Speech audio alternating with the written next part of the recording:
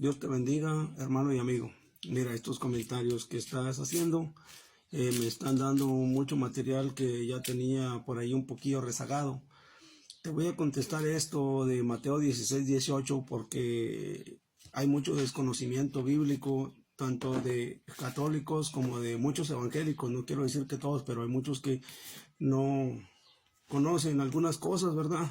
Es natural porque todos vamos creciendo de una manera distinta y conforme las inquietudes de cada quien. A unos no les atraen o no les llaman la atención, ellos quieren respuestas de otras cosas. Tú quieres respuesta de esto de Mateo 16:18. La pregunta dice así: o sea, Jesús miente en Mateo 16:17 y 19. No te desentiendas, por favor. Mira, algo que desconocen muchos evangélicos y la mayoría de los católicos es que a Jeremías fue dado por profeta a las naciones en Jeremías 1:5, puedes leer eso. En Jeremías 1, 18 y 19, fíjate, parece casualidad, pero no es casualidad.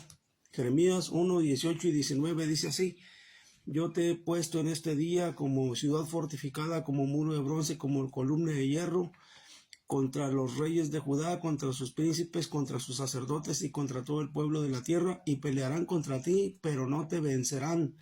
¿No es acaso la misma promesa que le hace a la iglesia? Fíjate, a la iglesia. Si tú te fijas que al pueblo de Israel le manda no mezclarse con naciones extranjeras, en cambio al profeta Jeremías lo da por profeta de las naciones. Ahorita no te voy a contar más sobre esto porque para que la iglesia católica fuera la iglesia verdadera, tendría que concordar el mensaje de la iglesia católica con el mensaje de Jeremías, porque él es un profeta dado a las naciones, y dice la Biblia que Dios lo dio por profeta, dice que desde antes de nacer, y si es desde antes de nacer, lo es después de su muerte. Entonces es un profeta al cual la iglesia católica debería ajustar su mensaje. Por ejemplo, mira, Jeremías predica contra la reina del cielo. Ustedes alaban a la reina del cielo. Ustedes se mofan diciéndole a Jerusalén la ramera. Jeremías dice que es una virgen en Lamentaciones 1:15, y no recuerdo otras citas de Jeremías donde llama a Israel virgen. Pero bueno, el asunto está aquí, Mateo 16:18. Fíjate bien cómo los discípulos muchas veces malinterpretaron lo que Jesús dijo, y esto no es la excepción. Jesús está teniendo una discusión con unos fariseos, entonces ellos le piden una señal de su autoridad. Jesús dice así: destruid este templo y en 3 días lo levantaré. Ellos comenzaron a decir: en 46 años fue edificado este templo y tú en 3 días lo levantarás. Mas él hablaba del templo de su cuerpo. Jesús estaba hablando una cosa y ellos entendieron otra. Eso se encuentra en Juan 2:19 al 21. Ahora está Nicodemo. Jesús le dice: si no naces de nuevo no puedes ver el reino de Dios.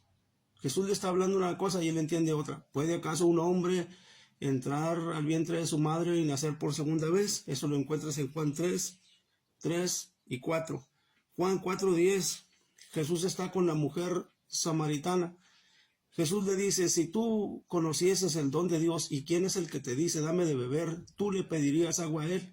La mujer entiende otra cosa: el pozo es hondo y no tienes con qué sacarlo. Fíjate bien, ahí van 3 cosas que la gente entendía diferente a lo que Jesús le estaba enseñando. El apóstol Juan, Pedro y Jesús. Iba Jesús hablando con Pedro y Pedro se voltea y mira que Juan lo sigue. Pedro le dice: Señor, ¿y qué de este? Mira, Pedro, si yo quiero que él quede hasta que yo venga, ¿a ti qué? Sígueme tú. Entonces, este dicho se extendió entre los hermanos, que aquel discípulo no moriría, que Juan no moriría.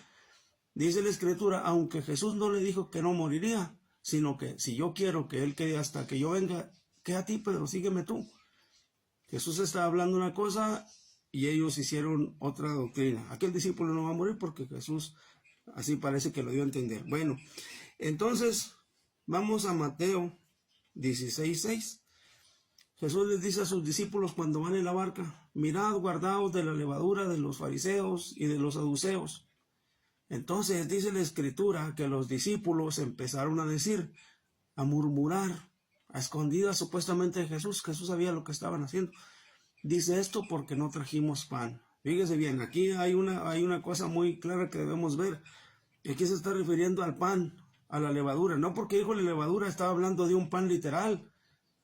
Entonces, Jesús les dice, ¿cómo es que no entendéis? Dice, que no fue por el pan o la levadura, sino que Jesús les explica y luego ellos dicen, entonces entendieron que Jesús se refería a la doctrina de los saduceos y de los fariseos. Aquí puedes ver en estos versículos que te estoy citando, Juan 2:19 al 21, Juan 3:3 y 4, Juan 4:10, Juan 4:11 y 12, 21:20 y 21:23, Mateo 16:6, 16:7, 16:11 y 16:12. En estos versículos nada más te voy a mostrar estos porque 10 minutos es muy cortito, pero con esos creo que es suficiente para que entiendas más o menos. Cuando Jesús hablaba muchas cosas las malinterpretaban, y entonces llega la parte donde dice en Mateo 16:18, yo también te digo que tú eres Pedro y sobre esta roca edificaré mi iglesia. Te voy a hacer una pregunta. ¿No te parece extraño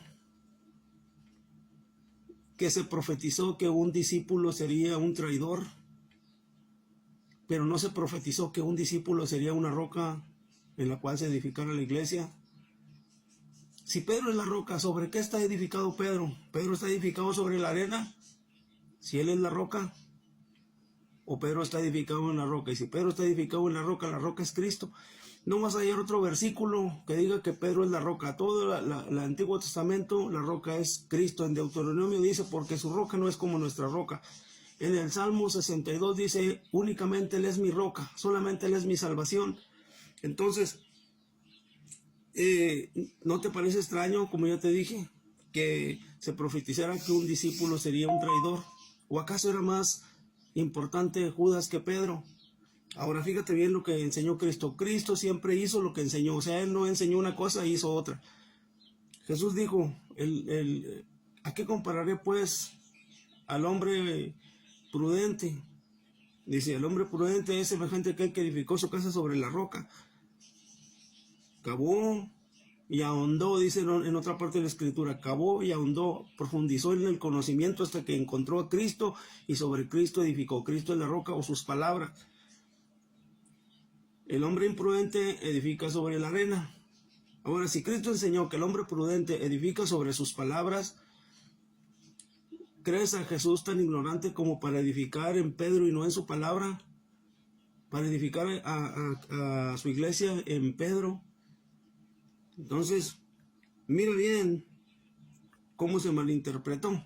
Ahora, si con esto no es suficiente, porque es muy corto, tengo otros estudios que Dios me ha permitido conocer.